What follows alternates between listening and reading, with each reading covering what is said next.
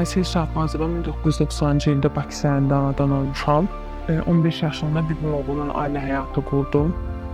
Bir övladımız oldu, daha sonra öldü. Sonra ayrıldı. Ondan bir nəfərlə danışırdım. Evlilik məqsədi ilə Türkiyəyə getdim. Bursa şəhərinə.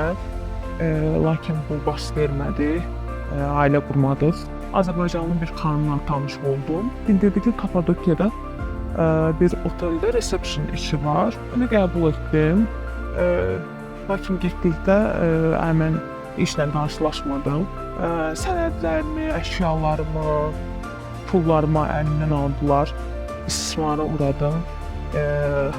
Bu barədə çox danışmaq istəmirəm. 8 gün orada qaldım.